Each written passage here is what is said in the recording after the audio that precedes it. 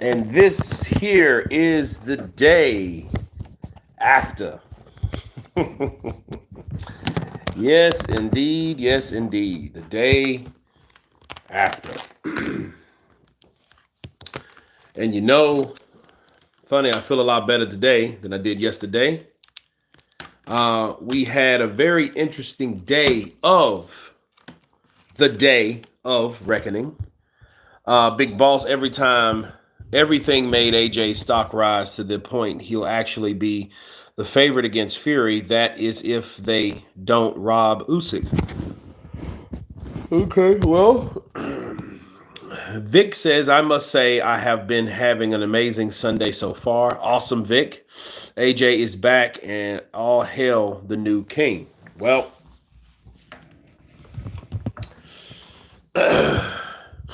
Big Boss, Solid Snake here. Metal Gear.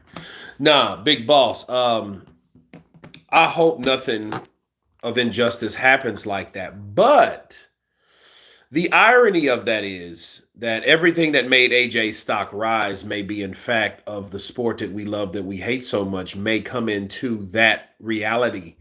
If it is a close fight with Alexander Usyk and Tyson the Gypsy King Fury, Tyson Fury may indeed get the nod simply because there is a big fight that must be upheld in Saudi Arabia. Listen, we supposed to got, or should I say the Saudis supposed to had what type of fight in March 9th? The fight between two former heavyweight champions that's trying to climb their way to the top. Unfortunately, it didn't go the way that they thought it was going to go. Since the ring of fire or the circle of fire between Tyson Fury and Alexander Usyk, if it does go down to the wire, what type of fight do you think we would have? See, AJ passed the test, but Wilder did not. Okay? He was left with the rest. Bars. However, the unfortunate thing is, I think they wanted return on their dollar, and I think they anticipate two major fights. So then you start looking at, okay, how would a fight pan out if Usyk beats Tyson Fury and then Joshua's left to the Saudis? Well, one thing we do know, the Saudis have already saw what Alexander Usyk and Anthony Joshua produced. They've already saw that. And I think for more bang for the buck, they would rather see Anthony Joshua in another contest because there's no other contest to have that haven't been seen before because we've already seen Usyk versus Anthony Joshua twice. We've seen him once in Tottenham and we've seen him twice in Saudi Arabia. They've already seen that. And I think if they were trying to be humored or entertained more, they would want to see Tyson Fury versus Alexander Usyk. Thus, somebody's has to go to a point where that fight will still be marketable because whoever wins, right, it will be an undisputed showdown, an undisputed clash.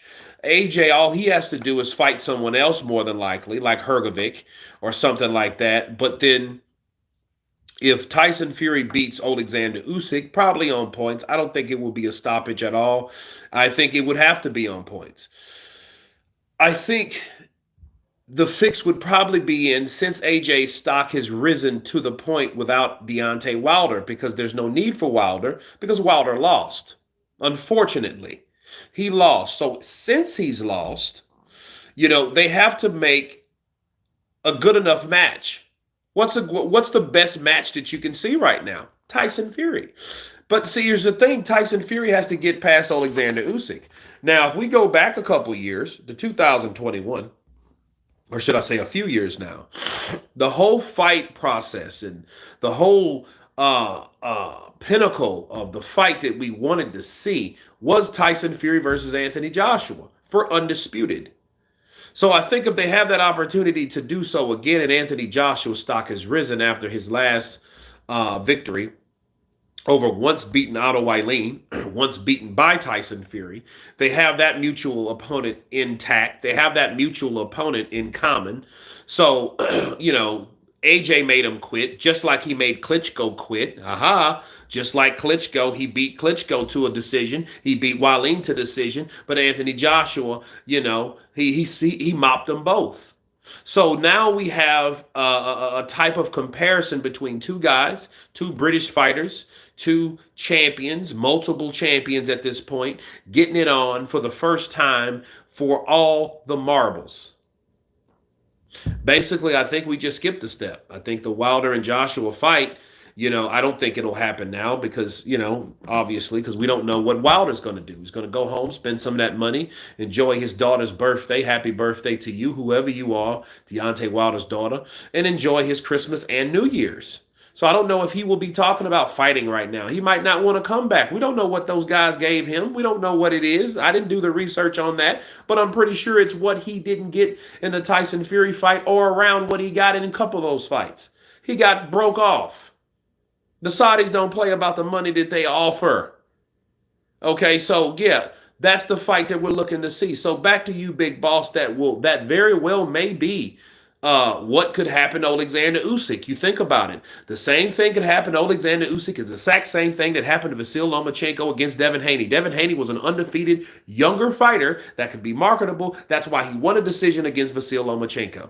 It didn't matter how good Lomachenko looked. It didn't matter. It looked competitive. Since it looked competitive, there's an argument that Devin Haney could have won. So guess what? Devin Haney's walking away with victory. This man is undefeated. He has all the belts. And guess what? He's young. So we can market him. That was not going to be given to Vasyl Lomachenko. What does that have to do with Alexander Usyk? Alexander Usyk is 37 years old. He'll be 38 in January on the 17th. Okay, so that means that, would you rather market a guy that's 35 like Tyson Fury or market a guy that's on his way out like Usyk? Alexander Usyk. Alexander Usyk, he's getting old. In politics, come into play.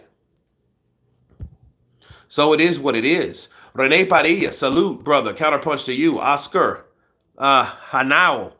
Hey, yo, Kurt, how you doing, G? Pretty good, bro. Pretty good. I know what you said. Ryan Watterson, feeling better, Kurt. Thanks for that epic shift yesterday. Appreciate it. Appreciate you, Ryan. Appreciate all you guys. Mihal, big up from Trinidad and Tobago. Glad to see AJ doing this thing. Absolutely. James Bash forever coming in with that cash.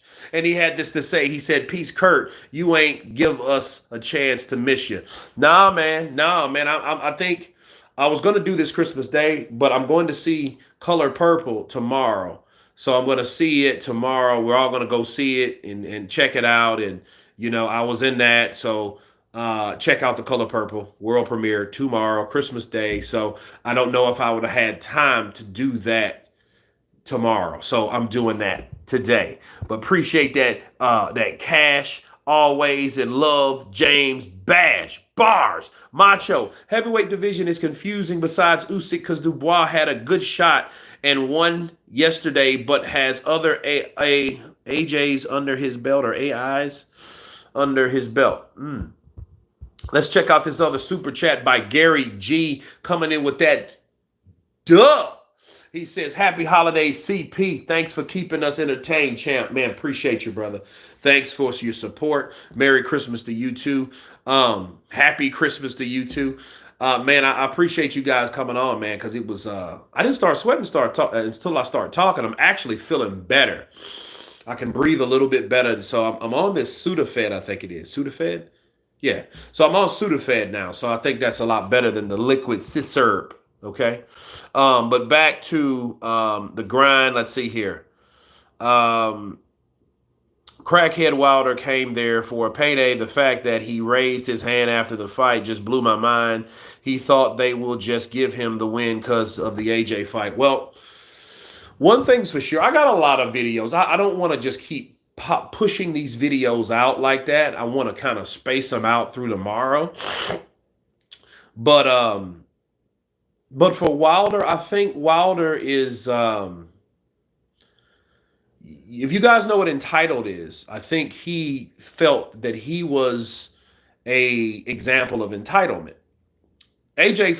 Wilder thought that because of everything in place, he felt he was the main guy. He was the main attraction. He was the co-main. He wasn't the main. The main was AJ. But here's the irony of it. The irony of it was when Deontay Wilder lost, a lot of people fell out. A lot of people fell off. I was checking out my boy Showbiz. Like thousands of people, 3,000 people just fell off. About 500 fell off of here. Like all just like that. When they found out he lost, everybody was like, dude, I'm out. I'm like, what? Where you going? AJ ain't even fought yet. And then that so that just showed you, without that dancing partner, though these fights don't without the matchups, boxing needs fighters with that type of competition that we want to see. That's what it showed, right? And I look at that and I'm like, oh wow, and but nonetheless, though, back to Wilder, I guess Wilder just thought he had to, show up and show up, just show up. You got to win these fights. We've been talking about all year, except for the Helenius fight. But we've been talking about, oh, well, he should have done this, and he's lost his killer instinct, and he's lost this and that. And then what's happening is, you think AJ don't read this stuff, man? You think AJ don't listen to people that talking stuff about him? Yeah. Look, when I grew up, okay, I'm almost, I got some years on AJ. But when I grew up, okay, sticks and stones may break my bones, but words will never hurt me. Okay, that was the slogan back in the day. I remember back in the day, that's what, that was what we had, right? And nowadays, that's not the truth. You got defamation of character. You have suing. You know what I mean? Slander, character assassination. Dude, you have so many different things. So many different things these days. You know, so it's crazy. And Wilder coming in and raising his hand and all that stuff. And I'm looking at it. And I'm like, well, it is what it is. I think Wilder, who does that though? Mikey Garcia does that. A lot of fighters do that. They do that, I guess, for the recognition of the judges that they're still in that fight or they feel good about that round and stuff like that. On that note, James Bash coming in with more of that cash. The real ones stand their ground. CPB forever. James Bash, I appreciate you, brother. You know, Yeah, Wilder. I think it was some problems with Wilder with the inactivity. I think that was his biggest. And see, going to the gym versus fighting is not the same thing. A lot of people argue sparring's not necessarily fighting. But I'm going to tell you guys the truth about fighting versus sparring. I would rather fight than spar. Why? Because sparring is a handicap of your peripheral. Okay. The reason I say that is because when you're fighting anybody, if you know anything about headgear, it's like almost looking through binoculars. So when anybody comes around, like you're going to see blind spots are automatically created through the headgear of the protection. Okay. So when someone, comes around, you don't necessarily see that unless you look over, or unless you weave. You can weave over, but you're really unaware of what's coming on from here back and from here back. Okay. Whereas if you're not wearing headgear, you can see that a lot better, but at the cost of getting your head bashed in. But let's see. Seriously, how many newcomers are now in the heavyweight game younger than 30? Not a lot, bro. You had, even what? Frank Sanchez is what? 30, 31? So it's a lot of people. The heavyweight division, man, it needs to be fertilized because I don't see a lot of people. Christian NWO. What everybody think of Wilder's new style of being an elusive outside counterpuncher? I'm not sure why they're trying to reinvent him. If he just did what he normally does, he'll be more effective. Well, I'll tell you this.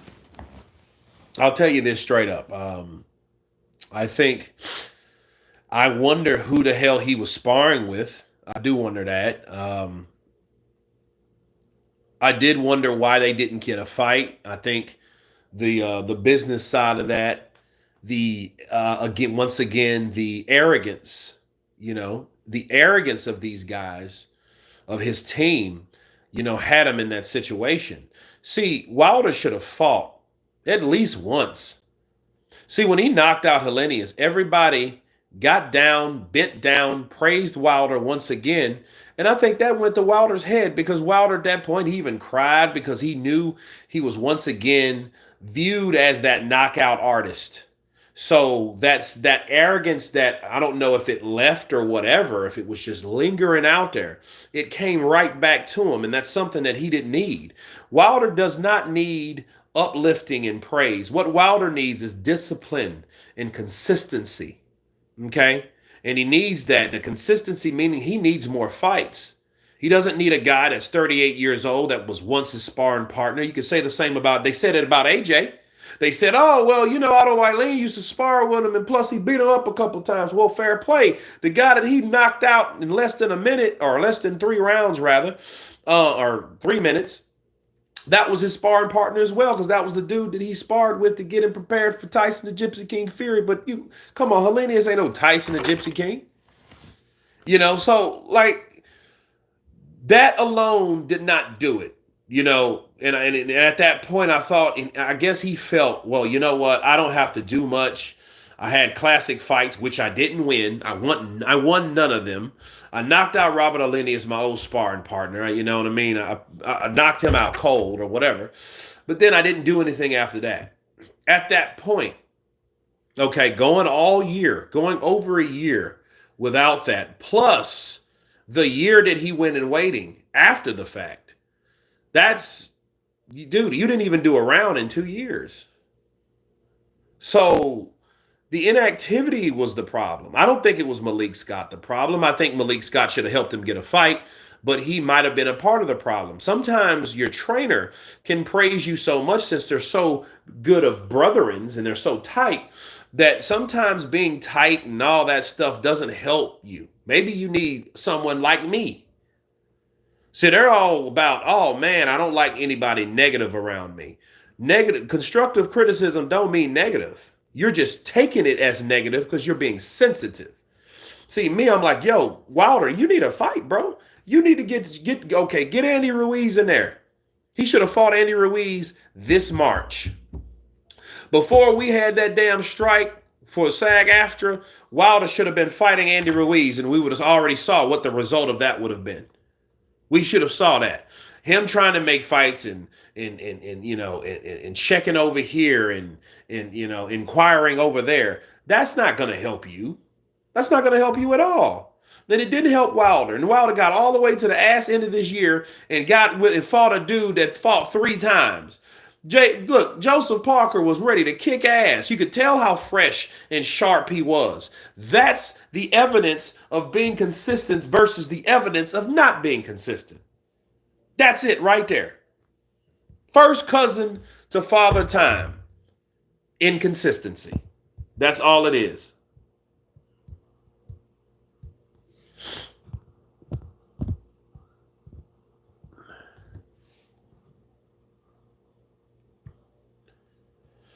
What the F happened to Wilder's legs? What do you mean? I mean, Wilder, what? I mean, oh, you mean skinny or what? I mean, because they're always been skinny. He's had some skinny bird legs always. Wilder looks shot. He's not prepared to beat anyone in the top 10. I don't think that's the truth. I just think you have to prepare a fighter, any fighter. They didn't prepare him. His career needed to be exercised. They did not do that. They did not get him the right type of fights. They didn't get him any fights. You know what I mean? They could see all the things that Wilder been criticized for, from fighting all those Uber drivers and plumbers and carpenters and all these part-time boxers and shit like that got other jobs and stuff, those Joe Smith-like dudes. Let me tell you something. He would have been better off fighting them, at least get him in preparation of fighting someone. Or fighting someone on a level that we couldn't expect. It was guys like Frank Sanchez calling out Deontay Wilder. You didn't hear a peep. You didn't hear a peep from that. You didn't hear Wilder say anything about that. All the narrative was, we can't find fighters to fight Wilder, and that could have been so far from the truth. I didn't believe that shit when I heard it. I'm like, you guys are full of shit. You guys just don't even want to pay those guys, either come to an agreement or negotiation, and it all comes down to pride and ego. Okay. See, Wilder's arrogance. He didn't want to mess with Andy Ruiz because the father thought too much of his own son. But guess what? His team thought too much of Wilder to make a fight happen between those two. But what happened now? He suffers the consequences. See, Andy Ruiz don't have to fight. Andy Ruiz can pick another cherry pick if he wants to. Because I mean, that's what happens when you don't really care for your career. That's what I think about Andy. I don't think Andy really cares for his career like he claims. I don't think he does. Because if had he done that, had he cared for his career, his dad or whoever would have got him a damn fight. Right? But it didn't go that way. It didn't go that way at all. So he's still sitting around. He ain't fought since last year when he fought and beat Ortiz. And Ortiz is shot. I feel bad for Luis Ortiz. He's just too old. And Andy Ruiz ran from him 2 years plus. Because I don't think I'm ready.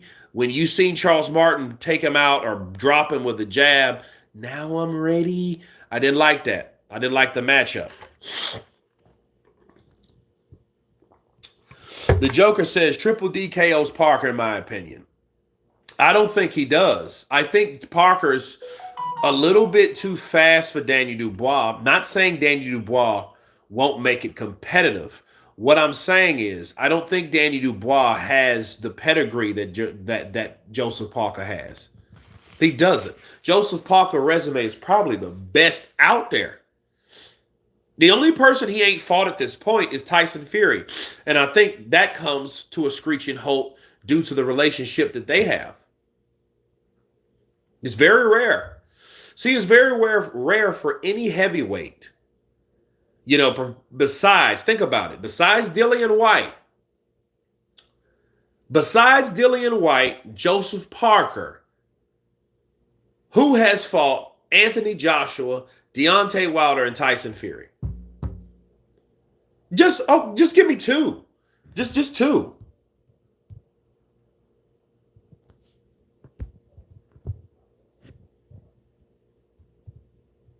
Oh, okay, that was weird.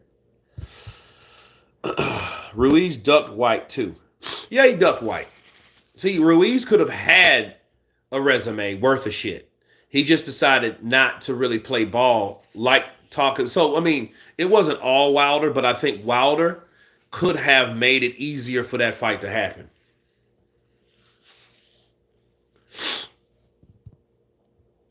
Quan's big gun, Sanchez and Dubois would KO Hrgovic.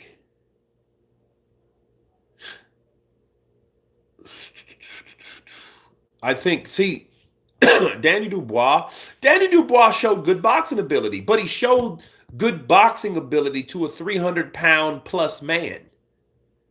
So, I mean, that's like, look, Danny Dubois boxing Jarrell Miller. It looked good. That's just the same way as Tyson Fury boxing someone like Dillian White or Derek Chisora, because they're not real mobile, elusive men. They're solid. They're pretty stable, flat-footed and stuff like that, like Jarrell Miller was. So I don't give Daniel Dubois that much credit. Why? Because Jarrell Miller came out of shape. You know, he's an ex-drug cheat. And here's the deal. I believe that Jarrell Miller, honestly, people, if you think about it, he's in recovery. There's different type of drug abuse. I believe that Jarrell Miller was on drugs, and I think one of the not relapsing, but one of the what's the symptoms of withdrawals from any drug is weight gain. See, he didn't have the drugs to stabilize his weight. And I think that was, that and increasing his blood flow and stuff like that. That all played into him, having a certain weight, making a certain weight and being a certain size. Whereas Jarrell Miller got fat, he's titties and stuff like that. I think he's in recovery. See, he's going to have to learn how to fight without drugs. He's going to have to learn to maintain a healthy lifestyle without drugs. That's if mentally he can. See, who says that he has, he might have to go somewhere and get professional help, which who says a guy from Brooklyn will do? He might go back to Brooklyn, get back on some other shit, you know what I mean? Get all juiced up, start losing weight, get about 280, 275, look great, throwing 40, 50 punches around, but the juice in the pharmacy is so soaring through his veins. That could happen with him, and they pop his ass again, then he's out forever. That could be the case because it's a temptation to want to improve, especially if you're dependent on drugs the way he was. Okay? I think that Jarrell Miller was on drugs a long time. I think he was just good at doing so. Look at the rhetoric he was using. Look at the way he was explaining when he shoved AJ 5 years ago. Remember when he said nobody naturally gets that amount of muscle like AJ did? Do you guys remember that? Nobody knows. I have dirt on you. I know black market people. What that means, Jarrell Miller knows a lot of slime ball ass people, pharmaceutical salesmen that knew how and what to sell people, and he knew dirt on certain people that he sold, and he heard rumors about who these guys sold it to. Now, if it's true or false, who knows? But what I'm saying is Jarrell Miller was deep in that particular dark circle world. So Jarrell Miller, back to Dubois. Okay, what does this have to do with Dubois? Okay, back to Dubois. Dubois beat a guy that has probably, from the first time in his career, fought clean. So that's not the best representation of Jarrell Miller. That's not the best representation of him. And I don't even know what the best representation, maybe he doesn't even know what the best representation of himself is. Because he's probably been doing drugs or, doing some type of banned substance for so long, some type of corner cutter in his career and his physical conditioning to the point where he doesn't even know how he naturally responds. I think this is a rough draft of what you could see of a fighter that's trying to fight naturally. Unless he pops dirty in the next day or two. And then in that fact, he's gone anyway, forever. Yeah, Parker did show up, Junto Coro. He definitely showed up. Usyk wins have aged well. Usyk should win. But this is the sport that I love, that I hate so much. Because knowing that fight with Tyson Fury, okay, now let's go back to that Usyk-Tyson Fury fight.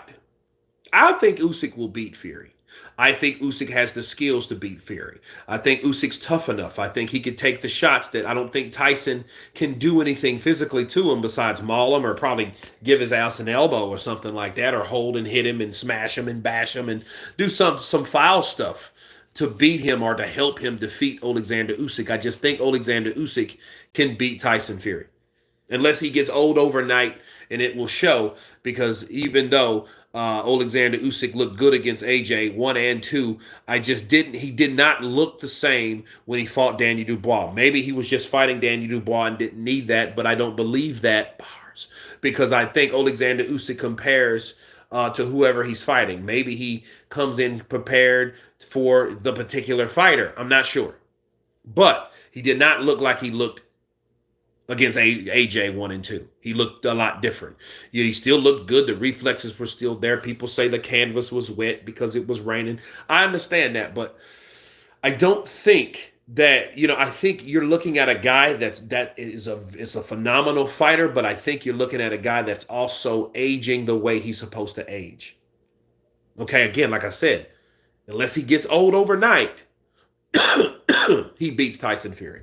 Now, Tyson Fury versus Alexander Usyk, to me, I think it could go Tyson Fury's way if it goes to the decision because of what has happened.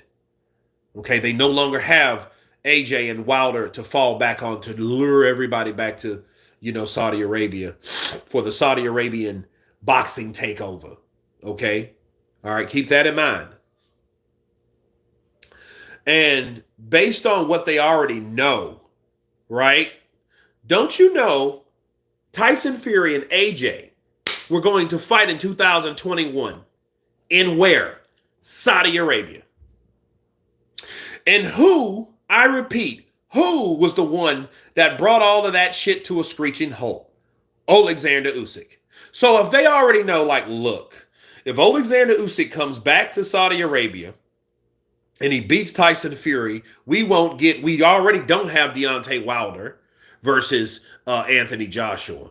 We can't mess this up by allowing Alexander Usyk to spoil our plans for a mega fight between these two British stars, because what Saudi Arabia has acknowledged that the UK British fans will go anywhere to the ends of the earth to support their fighters. And you got two of them. Come on now. They know that. And they're like, you know what? Oh, whoa, wait a minute. Ooh, he's fighting Usyk. Usyk's the reason why AJ ain't fought Tyson Fury for 500 million or 200. What was it? 250 million pounds split, or was it 500 million pounds split into some crazy number like that? A stupid number that these guys were going to split to fight in Saudi Arabia, and then all of a sudden that arbitration came in 2021. You guys remember that? Hold on. They know Alexander Usyk can be a very visible, realistic banana peel. And they know that. So they're like, look, if this guy, we can't have this guy spoiling another huge event for us, because we've already seen Usyk. Yes, he's good. Yes, he's great, but he's old and he may be too late. Bars. So that's what we may have. Okay? Second, Ruiz versus Zhang. Ruiz versus Zhang would be a good fight. Two counter punchers, one taller, big banger. I would love to see that shit, because at this point, we all thought that the Juggernaut was the guy that was just running through people, taking your shots, taking a licking, but he's going to keep on ticking, and you're going to tick your way out, because he's going to lick your way out. He's going to knock you out. He's going to take you down. He's going to drop you. He's going to pulverize like he did Joseph Parker. Now, look. We thought that shit until he got in there with Zhang, didn't we?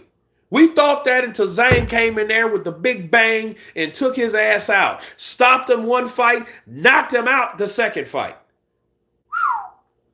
Look, half the amount of time. He stopped him in 6 rounds. That I was. Right? Okay. The second fight, boom, 3 rounds. Ding, ding. Over with. Okay, 6 rounds you stopped him. 3 rounds you knocked him out. Crazy.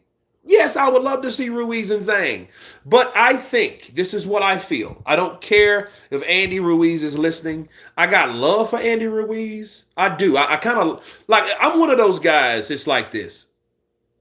And I'm going to tell you a story. I may like you if I see you and meet you personally. Then I may have another take on you. You know what I mean? Because look, I talk shit about Richard Steele for about 30 years. If anybody knows me, Richard Steele sucked to me. I couldn't stand Richard Steele, the referee, the legendary referee with the gap in his mouth. And when he did Richard Steele, everybody go, boo, Richard Steele. And it's so crazy about life, and when you meet people, their energy and your connection. And, and here's the deal. I met Richard Steele in 2019, and he couldn't be as a nice of a guy. And then I immediately started feeling like shit, because I was like, man, damn, I talked a lot of shit about Richard Steele. You know what I mean? Because, what he did with Mildred Taylor and Chavez, and all that. He had 3 seconds left and he stopped the fight. Mildred Taylor was going to beat Chavez and, all that stuff. But when I met him, he gave me his business card. I shook his hand. We talked for a while. And he wanted to recruit me. Because, and I'm thinking to myself, like, man, felt like a real dirtbag talking about him like that, Ruiz may be the same, but based on the fact that Ruiz, the way he talks and he sidelines and he caps and he's just instigating shit and he wants this and he wants that. Listen, let me tell you guys something. I don't think Ruiz likes to take tough fights anymore, because I think he feels that he no longer needs the tough fights anymore.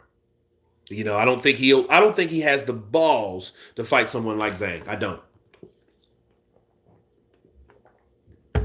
What's up, Bryce Productions? Hi. Marcos Chaz. Saudi lost money on Saturday. Nobody paid for the pay-per-view. I don't know. I paid for it. I hope a lot of other people did too. One time, Deontay Wilder, all he needs is one punch on AJ. Oh, hey. Double AR. I think that's anybody. But at this point, people are now getting more courageous. See, now more and more people are going to want to fight Wilder as long as Wilder's fighting. He's going to be somewhat of a Ernie Shavers type character instead of whoever they thought the hell he was. Right?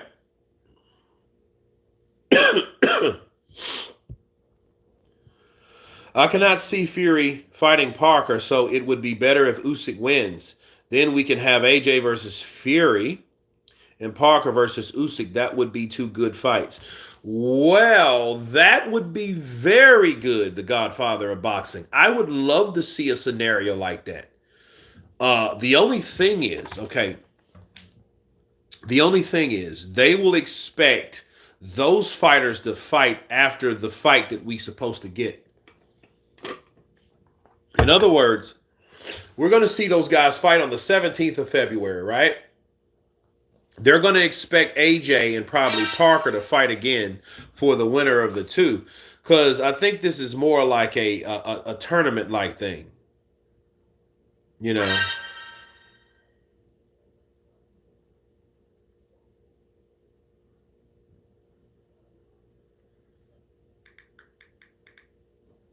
So I think that would be good. I would love to see Parker versus Usyk, because I would like to see how that type of fight would unfold with the styles that they have. See, what we know about Parker, Parker got some legs on him. He ain't no flat-footed ass heavyweight fighter. He showed you that. If he was flat-footed, he would have been knocked out yesterday. Facts. The reason why Wilder was able to knock out Luis Ortiz, because Luis Ortiz no longer had fresh legs. He was a beautiful counterpuncher, had all the experience in the world, but he was just too old to display what he used to have. And by the time he fought him, he was 38, 39 years of age. It was time for him to go. Then he fought him again. He was that much older. So no, that wasn't what it was with that. I think, and that's the only person he actually beat. Dominic Breazeale was already beaten by Joshua anyway by the time he knocked him out. Nobody really cared about Dominic Breazeale. Nobody cared. Nobody cared about Dominic Breazeale. Dominic Breazeale got beat up in England. Then he came and got knocked out in some seconds against Wilder. You know, then Wallin ate him up. You know what I mean? They just showed you. Wallin just quit against AJ. And we'll talk about that in a second. Excuse me. Aaron Edson. Kurt, does the Wilder and Wallin loss cheapen Fury's resume? Yep, it does.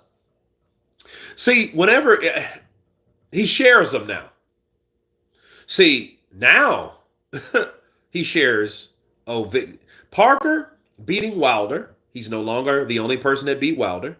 And then now Otto Wallin and Joshua. Now he's no longer the only person that beat Otto Wallin. You see what I mean? See, look at it like this. You guys remember when Floyd, I smoked Canelo. I made it look easy. I cooked his ass easy. I was the only one to do it. He can't say that no more. Dimitri Bivol did it. So now it's Dimitri Bivol and Floyd, Money Mayweather, right? They're the only ones that do that. But see, it's not that significant when you see a guy get beat again. That one person that beats you got to be one hell of a fighter. But if you get beat by someone else, now you got to question that guy that's one hell of a fighter. You see what I'm saying? So it doesn't work that same way when you're talking about victories over certain guys that other guys normally don't beat but you. So if somebody else beats them, you gotta figure, okay, well, what is the other question that arises at that point? Could you beat the other guy that beat the other guy? You know what I'm saying? So, hey, can now Tyson Fury, can you whoop Joshua? It's gonna come back to that. Like I explained to you guys how boxing works. When you have the competition of certain guys, you have this, because boxing is not a group effort, but you have to have comparison due to mutual opponents, right? Mutual fighters, mutual opponents. Now that's why I'm so thankful for the Day of Reckoning, because the Day of Reckoning showed like, hey, now we had Parker fought Joshua 2018 for the WBO, the IBF, and the WBA, right? Joshua decisioned him. Okay, then we had Otto Wallin fight Joshua. Otto Wallin fought Tyson Fury in 2019. So at least we have some comparisons between these guys and some mutual opponents. See, if all these guys fought all these other guys, we will have different outcomes each and every time. How many people thought that Joseph Parker would beat Deontay Wilder? All we thought about was, oh man, Wilder can really punch. We didn't think about nothing else. Kurt does the Wilder and Welling. Okay, I got that. What a card last night. Romeo. Cogliano. Yeah, it was. The Saudis. Let's see. I told you, bro, in other video, Parker is going to teach Wilder a fight lesson. But Merry Christmas to you. Muffs. Appreciate you, brother. I appreciate you. Then happy holiday to you too. I don't really support boxers having events in Saudi Arabia. Women are practically like pets over there, not to mention what they do in Yemen. Man, I don't really entertain those type of conversations because that's just the way it is. Some things don't change, some things do. Some things appear to change, and then at the same time they don't. So, hey, it is what it is.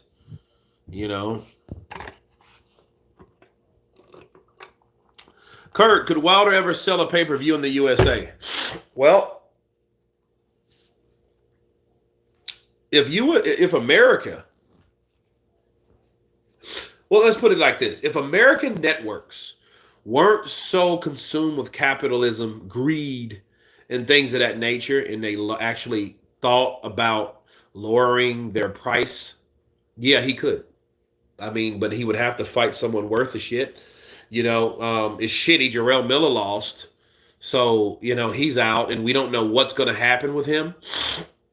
That was his one ace in the hole that nobody beat him.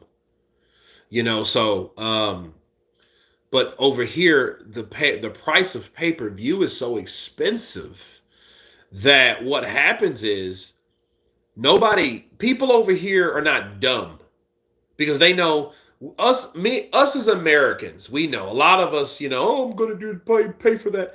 I pay for it because it's the right thing to do because, I'm fortunate and I'm blessed to get compensated enough to afford buying these fights to support the sport that I love, that I hate so much. Okay. But a normal everyday bloke, every day running around, knock around dude, they're going to look at that shit $89.99. More importantly, they're going to look at all those fights that Floyd, Money Mayweather had us buying for damn near $100. Okay. $100. We're going to look at that shit and we're going to think about that. And then when we see another opportunity or another pay-per-view come through us and it's 89, 69, 79, the first thing we're going to do is remember all those fights that we bought from Floyd and we got no knockouts to see. We just got him walk around and give somebody a boxing lesson and him pretty much rob our ass. And he said it best. I could go steal some more money. That's why I want to come back to the sport. Yeah, you stealing money from consumers to give us those fucking fights that we didn't even really want to see. Robert Guerrero and Victor Ortiz and all those damn lame nobodies. Those cherry picks. Even Marcos Maidana wasn't the guy that everybody wanted to see. They wanted to see you fight Amir Khan, if anybody, or Les Pacquiao, but you could have fought Khan. That's what they betted on. That's what they voted on. Nonetheless, we paid for that. We paid for that. So, looking back at the Floyd era, the dark era of pay-per-view, I like to call it in these days, people are not going to pay for pay-per-view.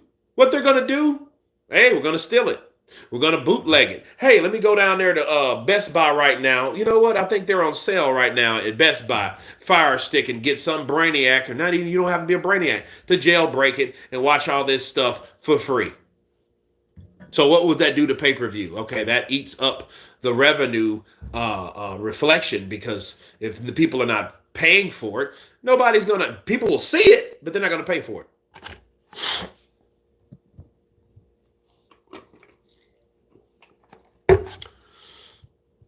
Man, you gotta understand, Scantrans, bro, that's a Wilder fan. You know, and I kept telling people, man, you like when you start jumping on them bandwagons of certain fighters, you have to you have to be held accountable because you have to prepare yourself to when your fighter comes up short. See, you heard him say Juice and hey, Juice and Jay, Juice Scare and Juice this and Juice that and Juice. I'm like, you need to worry about Wilder. And you're concerned about him not fighting all damn year. And now you could see, as the result, he got his ass waxed because he wasn't in the ring. His ass came in rusty as a chain on a BMX bike, trying to pedal a rusty BMX bike. Whole LDBC on suicide watch. Yeah, I was checking just to be curious. I'm not going to say any names, but I was checking on some channels that I know of because you got a lot of those channels that I never heard of. But I was looking at those channels and yeah, they look pretty sad.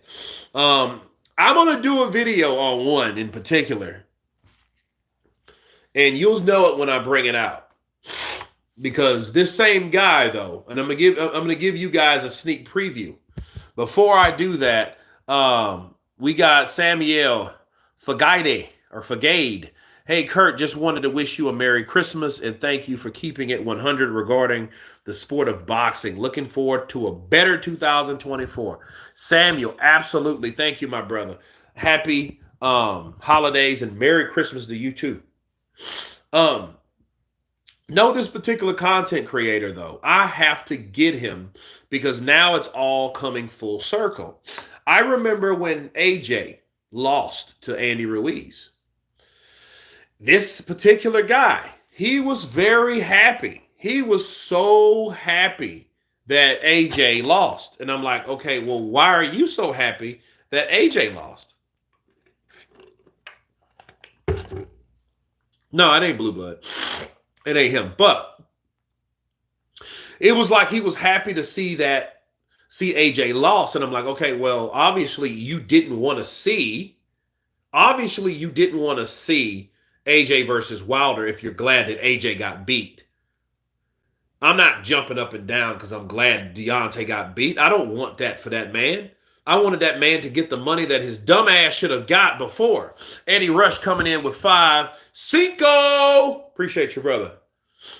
But seriously, I thought it was a dumb move. I think he was surrounded by people that, that didn't really make the best decisions for him. I just believe that. I always will believe that. I think Shelly Finkel loves him. I think Shelly Finkel catered him too much. And I think because of that, they did not want him in certain situations. They did not want him fighting Klitschko. They did not want him getting in there with someone like that simply because of that.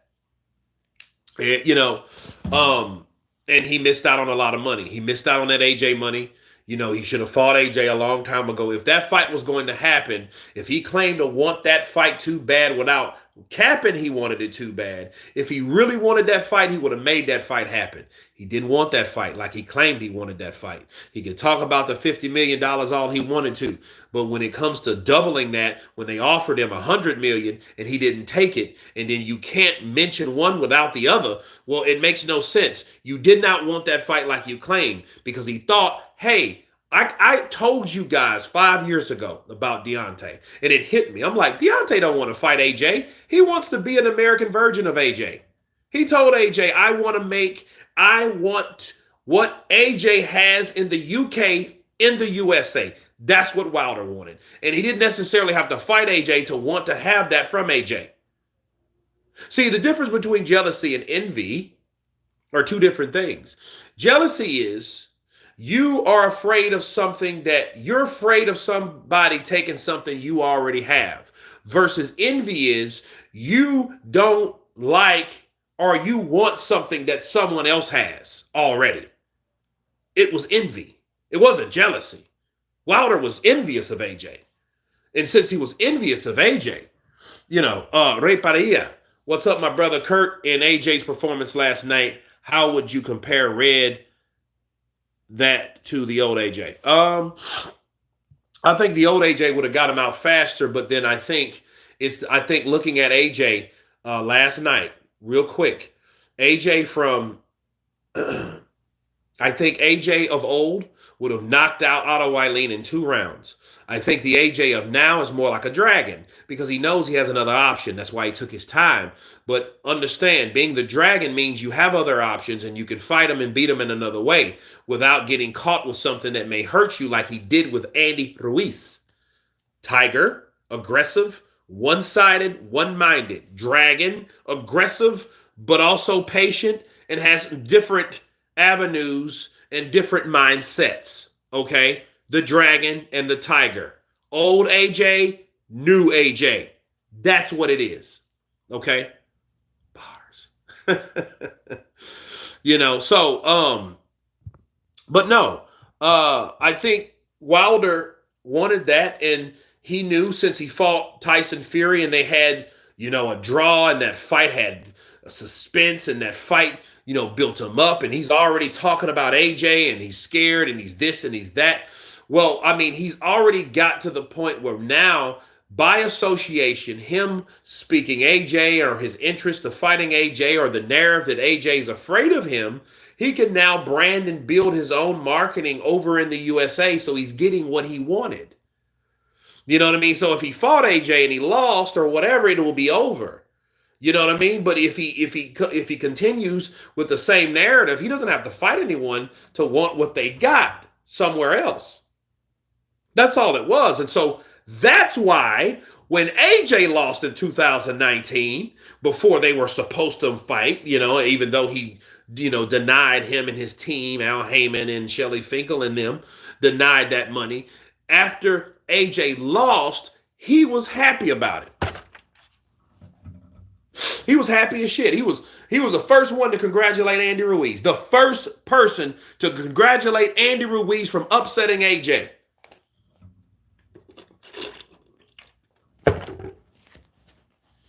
Oh, these are just facts. These are just facts. And he should have been the last person. He should have been upset. No, he wasn't upset. He didn't want to fight Anthony Joshua then. He wanted the pizzazz. He wanted that fame. He wanted all that stuff. Nikki Blue Eyes Austin. Counterpunch to you, baby. Look, I'm trying to tell you, that's what he wanted. He wanted to be admired. He wanted to be loved. He wanted the attraction. He wanted the attention. He wanted the notoriety. He wanted all that stuff. He wanted it. He wanted that shit. Let me tell you something. Do you guys understand Wilder, okay, was a commentator for Sky Sports. Sky Sports hired Wilder, flew him over to the UK. He was a sports commentator in the AJ versus Vladimir Klitschko fight in front of 90,000 people, a record-breaking arena. Do you think when AJ saw all that shit, saw all those people, saw all that electric energy, do you think you didn't think he was like, damn, look at this shit. He ain't never seen nothing like that in Wembley. Come on, man. Come on. I think that's when it started. It started then. Oh, snap. It started at that point.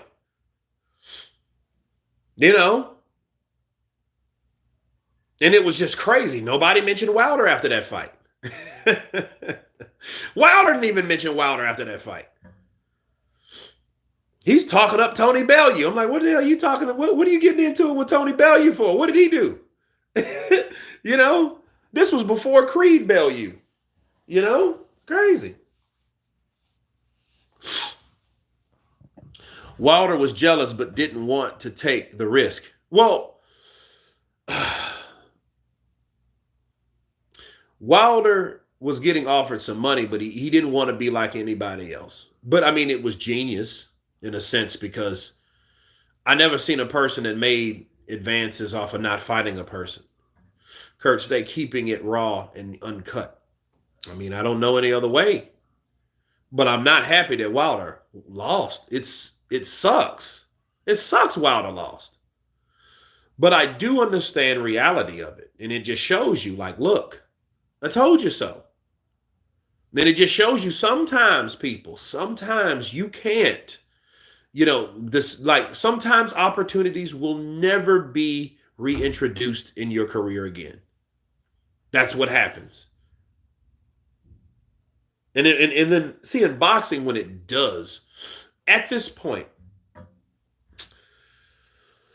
Wilder could fight Ruiz. Joseph Parker could do whatever he wants to. Joseph Parker could lobby for a Joshua fight. He could lobby for a Joshua fight. He could. Wilder would probably be better off fighting Ruiz at this point. if I think if he wanted to keep it a buck, if Wilder wanted to now humble himself like he claims, fight Andy Ruiz. Fight Andy Ruiz. Fight him. Because at this point, you have to fight someone that people know at least. Another common opponent. AJ has fought Andy Ruiz twice and lost one. You go and you knock out Andy Ruiz, then you can do the same thing that Anthony Joshua did to Tyson Fury. I stopped Otto Wallin. You went 12 rounds. Okay, fair enough. Wilder, now you go back to the USA and you knock out Andy Ruiz, a guy that's never been stopped before. That's what you do. That is the itinerary, and I think the plan and the goal for Deontay Wilder to get back on top. Knock out Andy Ruiz. Take his head off. Stop bullshitting and going back and forth with his father, and stop blaming his father. Stop using your little nephew to come on. You better take the money, Andy. All that stupid shit, all that childish stuff. Stop it. Offer this man a deal. Offer him amount of money. If he takes it, if he doesn't take it, offer him something else. Come to an agreement. Get a fight between you and Al Haymon. Get Al Haymon's ass back on board. Fight in Las Vegas. Have a big fight over there. Knock out Andy Ruiz. Then you can claim, look, you see, that's what I do. I knock you out, or I try to knock you out. But normally that's what I do. Boom. And he's back on top. Legendary Bear coming in with that half a hundo. I like what Ben Davison said after the fight, that he can help correct the Usyk loss, and I agree. The only issue Joshua had was mentally, and now that's correct. He should still fight Deontay Wilder because that will still be a good name on his resume. I'm not saying he shouldn't fight Wilder at all. And thank you for the love. I appreciate you yesterday as well. Keep them coming. This is Christmas Eve. You guys have made my Christmas a very, very good Christmas. I'm not saying he shouldn't fight Wilder. I'm not saying that at all. I'm saying that Wilder needs to redeem himself. He needs to redeem himself. And I think Wilder was pretty premature anyway, coming in rusty, coming in without a fight, all that inactivity. You know what I'm saying? I don't think like, okay, you got a guy, you knocked out your sparring partner last year.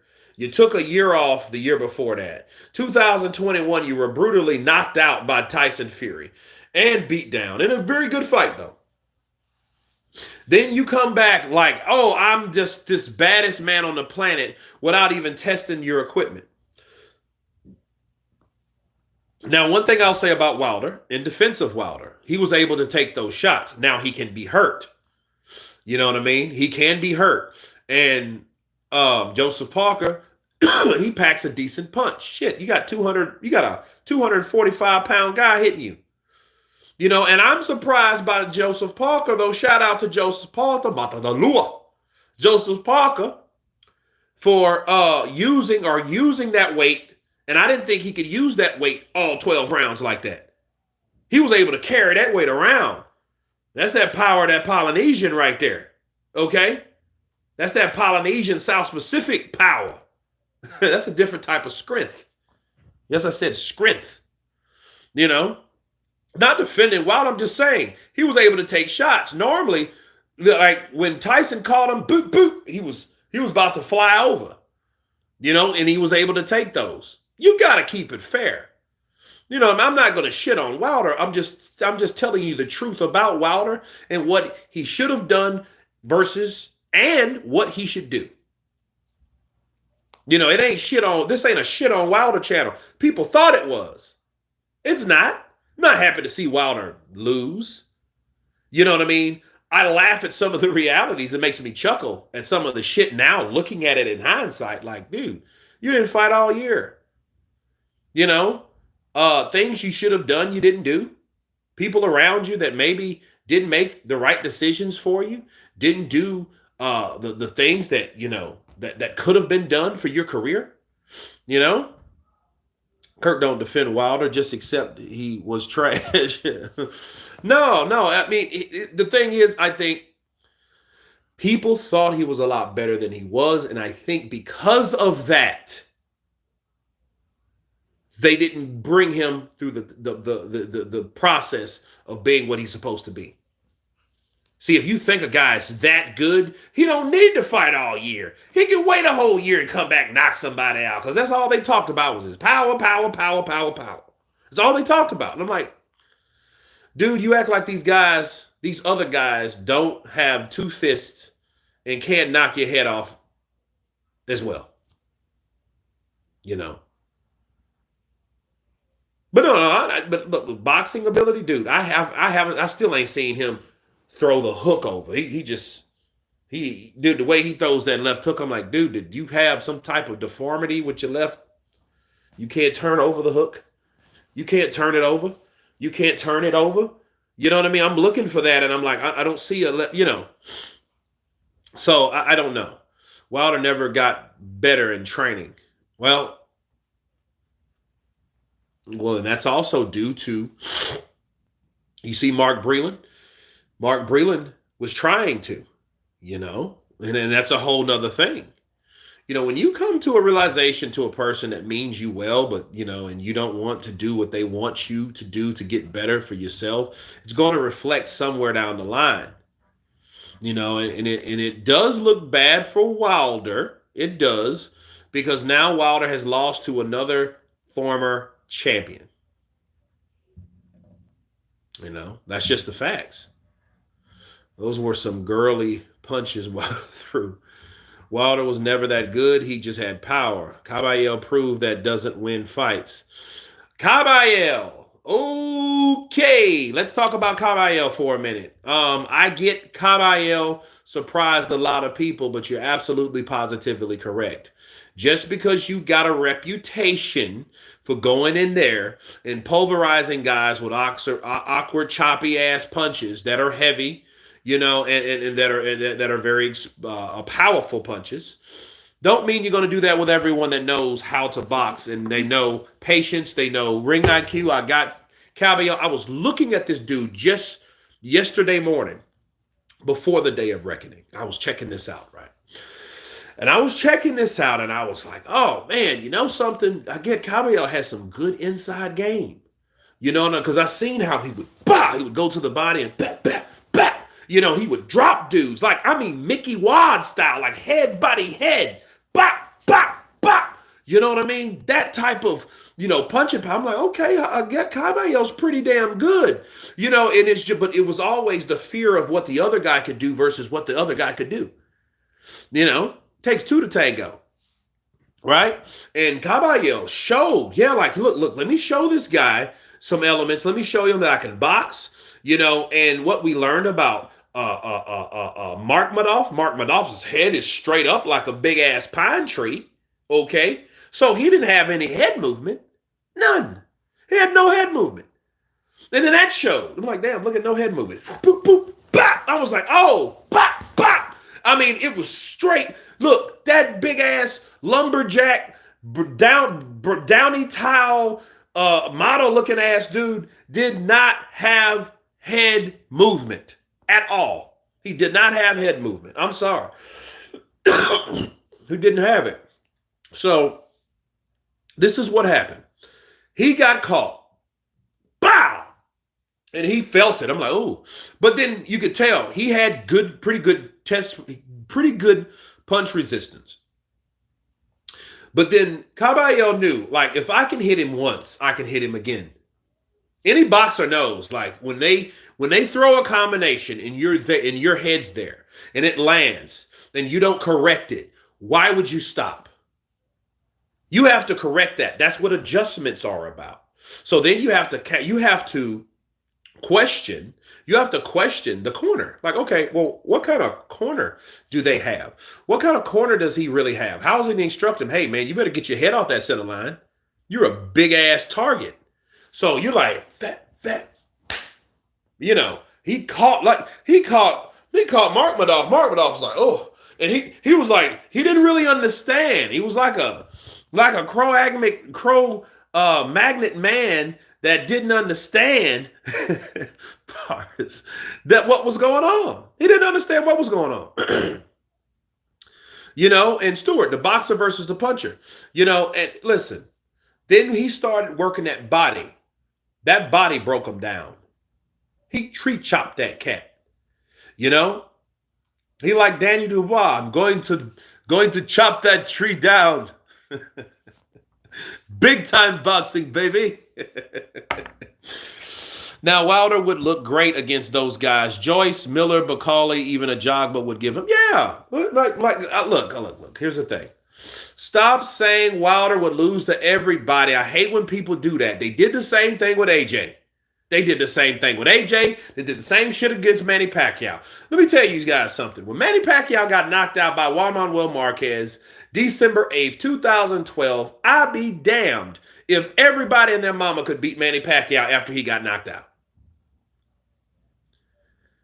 You know what I mean? So, Antonio Matthews, I'm going to get back to you on that one.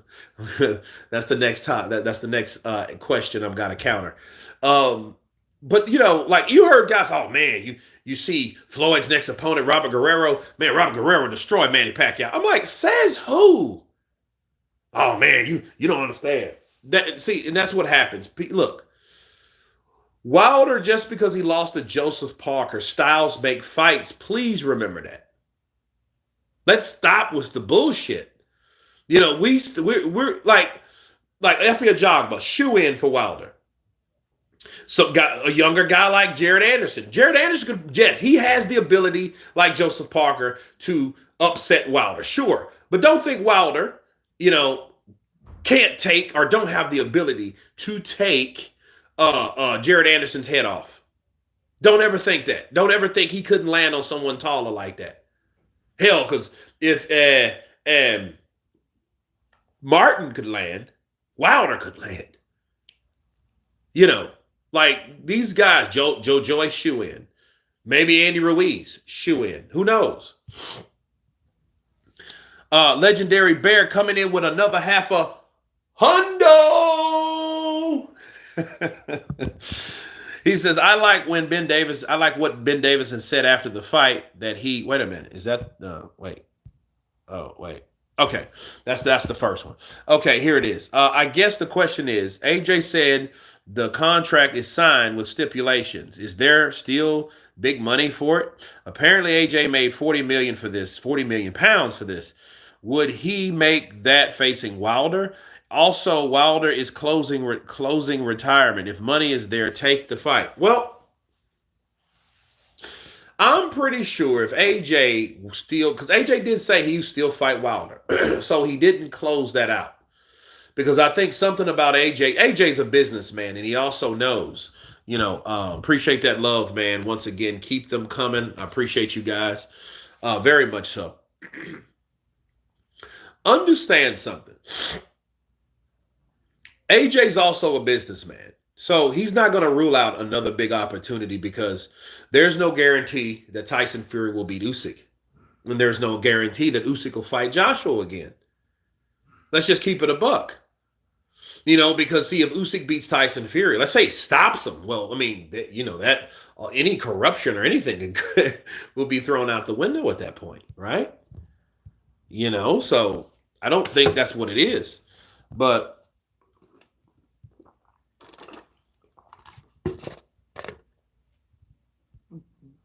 Antonio Matthews, here we go. Like I promised. He says, I don't think that Joshua's going back to James. He might not go because he might decide, you know what? Why would I go back to James? And I got everything I need right here. One thing about AJ, let me tell you something. He might like the USA. You know what I mean? And I know a lot of, I got a lot of peeps in the UK. Much love to all you guys. But don't think for a second. People are from the UK are from the UK. You know what I mean? The UK, people are very loyal to where they're from. AJ is one of those guys. AJ is British. British people like to stay home. They like to go on holiday other places, but they like to go back home. They're like people from Louisiana. Louisianans are like people from the UK. What do I mean by that? They may go visit anywhere in the world, but they will bring their ass back home.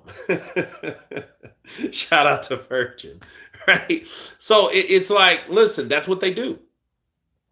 So if AJ feels like, look, I got, you have Ben Davison that has proven himself, a legitimate force in the training circle of boxing.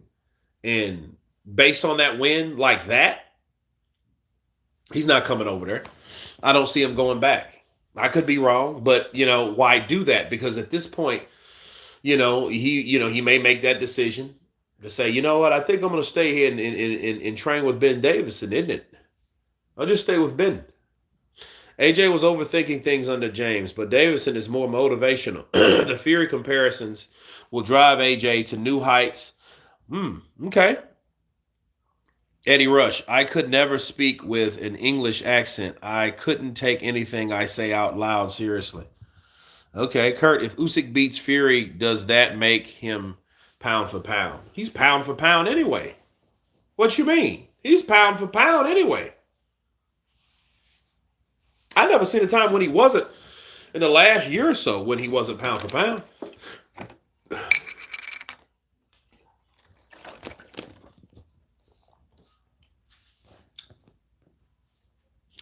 Derek James is a type of trainer that teaches you how to ride a bike with training wheels, and years later, he keeps keeping the training wheels on. I don't know. I know this time last year, people was praising Derek James. I didn't care for him because I didn't like him getting into negotiations against Terrence Crawford where that wasn't his place. That's my only problem with Derek James. Derek James was acting somewhat like of a manager, saying things that that he doesn't have anything to do with. He should keep his mouth shut. That's none of his business.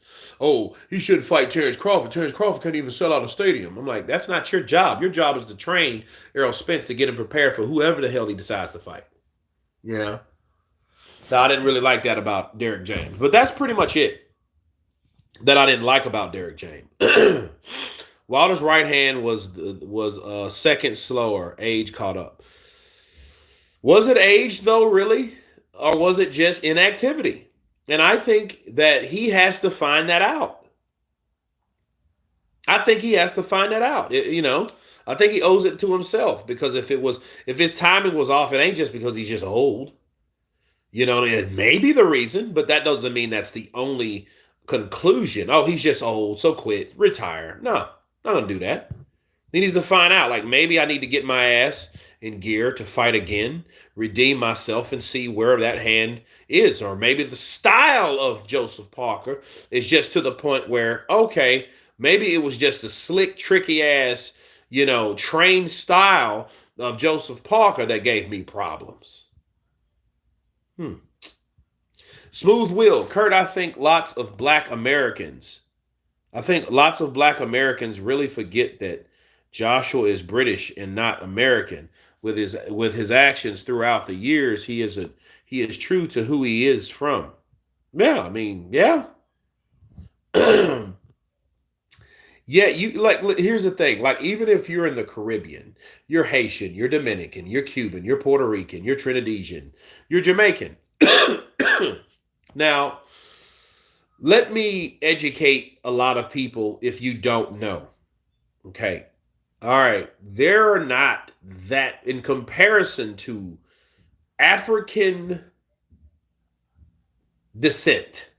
Okay. In comparison to African descent, You have more people in Brazil. That's the second highest. Of course, Africa's the first. Brazil's the second, and third is the West Indies. Then other places like, UK and then America and stuff like that. But understand, those are different people due to culture, not race. Yeah. It's like the stupidest shit you could ever hear. Somebody said, "You're not really British because you're black." Okay, you're a moron. You're an absolute moron because you're looking at something besides culture. You're looking at someone's skin color, beside understanding that it's 12 o'clock noon and it's time to have some tea. You know what I mean? So, I did, like, you have to understand a person is true to where they're from. AJ is British. People look at his skin color and they think, oh, well, you got to identify in certain instances. Yeah, certain instances, but culture is culture. That man has a totally different way of living versus someone over across, somewhere else. You know, Legendary Bear coming in once again with another half a hundo. He says, "Are we being serious? That soft belly Usyk that got stopped by Dubois will beat Fury. Let's not get crazy, broski Kurt. Fury taking him out.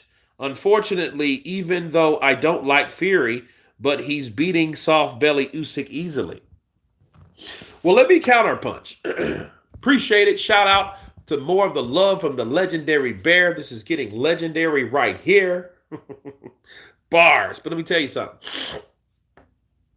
Just because you know someone's weakness doesn't mean you could always exploit it. Yeah, some people aren't too bright. Yeah. I think if anything at all,